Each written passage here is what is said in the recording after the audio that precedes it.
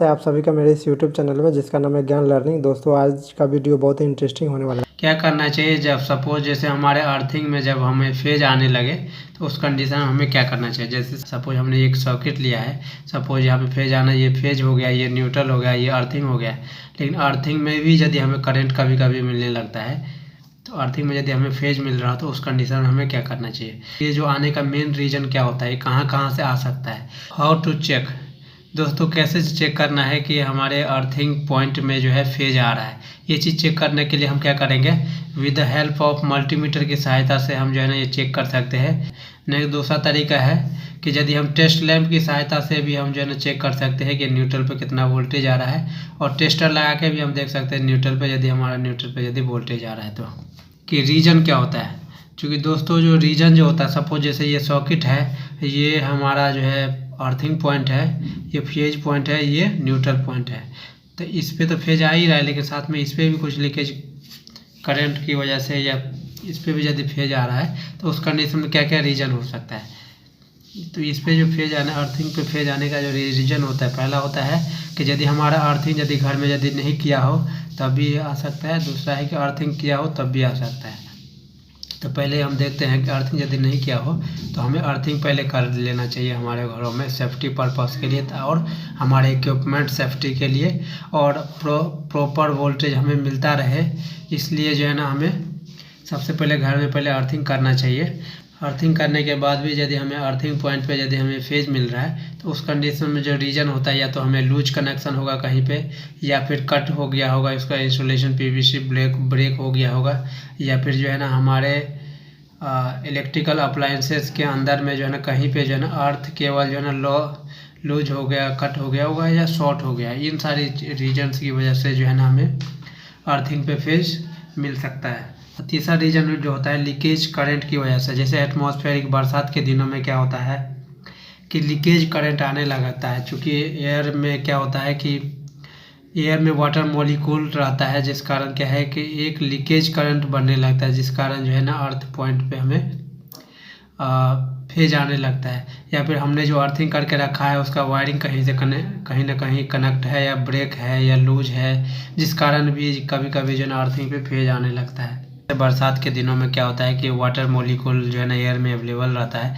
जिस कारण जितने भी हमारे इलेक्ट्रिकल इक्विपमेंट्स हो गया, जो भी हो गया, उसमें एक तरीके से क्या है कि नमी रहता है, जिस कारण करंट लीकेज होकर के जो है ना हमें हर जगह पे आ जाता है।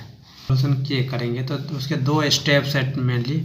पहला स्टेप से ये है कि हमारे जितने भी इलेक्ट्रिकल इक्विपमेंट्स है जो 3 पिन वाले सॉकेट से हमें पहले 3 पिन प्लग जो है ना निकाल देना, जितना भी है। सपोज जैसे वॉशिंग मशीन है, कूलर है, एक फ्रिज है, जो भी हमारे 3 पिन प्लग लगे हुए हैं उसको पहले निकाल देना है। इसलिए निकालना है क्योंकि 3 पिन प्लग में ही जो है ना अर्थिंग का ऑप्शन रहता है। और सपोज कहीं ना कहीं जैसे किसी इक्विपमेंट्स के अंदर इंटरनली यदि मशीन की इलेक्ट्रिकल इक्विपमेंट्स के अंदर इंटरनली यदि कोई फॉल्ट है तो उस कंडीशन में क्या है कि लीकेज करंट जब फेज और न्यूट्रल जो है ना, फेज और अर्थिंग के बीच में जो है ना हमें वोल्टेज आने लगता है। तो इसलिए सबसे पहले हमें क्या करना है, ये 3 पिन प्लग को पहले निकाल देना है। घर में जितने भी 3 पिन प्लग लगे हुए हैं सबको पहले निकाल देना है। इसके बाद जो है ना चेक करना है हमें इस पॉइंट पे जाकर के टेस्टर से कि इसके बाद जो है ना हमें अर्थिंग पे फेज तो नहीं आ रहा है। यदि नहीं आ रहा है, क्योंकि जनरली कंडीशन में क्या होता है कि सारा निकाल देने के बाद जो है ना फेज आने की प्रॉब्लम जो है ना ख़त्म हो जाता है। लेकिन इसके बाद भी यदि आ रहा है तो उस कंडीशन में हमें हमारे घर का जो अर्थिंग है वो कहीं ना कहीं लूज है, या फिर कहीं ना कहीं कट हो गया या डिस्कनेक्ट हो गया। इसलिए अब फिर हमें जो है ना उस कंडीशन में हमें अर्थिंग पॉइंट से हमारे घरों के सर्किट तक आने वाले अर्थिंग वायर को चेक करना चाहिए। सपोज यदि नहीं आ रहा है तो उस कंडीशन में क्या करना चाहिए कि 1 बाय 1 करके, चूँकि हमारे घर में जितने भी 3 पिन प्लग वाले इक्विपमेंट्स है या अप्लायंसेस है उसमें एक एक करके जो 3 पिन प्लग को हमने निकाल लिया। इसके बाद हमने अर्थ पॉइंट पे चेक किया टेस्टर से तो फेज नहीं आ रहा है सपोज।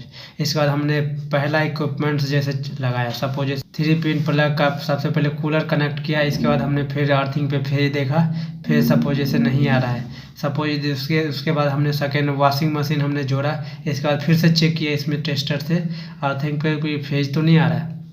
सपोज जैसे फेज नहीं आ रहा है, इसके बाद हम तीसरा कोई इलेक्ट्रिकल इक्विपमेंट्स कनेक्ट करेंगे, जैसे फ्रिज को यदि हम कनेक्ट करेंगे। इसके बाद फिर से हम चेक करेंगे किसी सॉकेट पे कि हमारे अर्थिंग पे फेज तो नहीं आ रहा है। यदि नहीं आ रहा है तो इसके कंडीशन में जो है ना एक्सटेंशन बोर्ड सपोज जैसे है, एक्सटेंशन बोर्ड हम लगाएंगे, एक्सटेंशन बोर्ड का प्लग लगाते हैं। एक्सटेंशन बोर्ड लगाते ही यदि हमें जो है अर्थिंग पे यदि फेज आने लगे, इसका मतलब समझ आना चाहिए कि जो है ना जिसके लगाने से अर्थिंग पे फेज आने लगा है, हम उसी इक्विपमेंट्स में जो है ना इशू है। सपोज जैसे हमने ये एक्सटेंशन बोर्ड में यदि कुछ इशू है तो उस कंडीशन में क्या करता है कि हमें एक्सटेंशन बोर्ड को ट्रैक करके उसको जो है ना हमें रिपेयर कर देना चाहिए। हमारे घर में जो है ना अर्थिंग पे फेज आने की प्रॉब्लम हमेशा सॉल्व हो जाएगा। दोस्तों ये 3-4 स्टेप और भी जैसे हमारे इलेक्ट्रिकल इक्विपमेंट जैसे और भी यदि लगा हुआ है तो उससे हमें ट्रैक कर सकते हैं कि कौन से इलेक्ट्रिकल इक्विपमेंट्स में जो है इशू है, किसकी वजह से हमारा जो अर्थिंग में जो है ना फेज आ रहा है। ये चीज़ ट्रैक करके उसको हम रेक्टिफाई करके हमारे घर के ये जो प्रॉब्लम जो है सॉल्व हो जाएगा। दोस्तों वीडियो से रिलेटेड आपके मन में यदि कोई सवाल है तो कमेंट करके जरूर पूछ सकते हैं। चैनल को सब्सक्राइब करें, वीडियो को लाइक करें। Thanks for watching.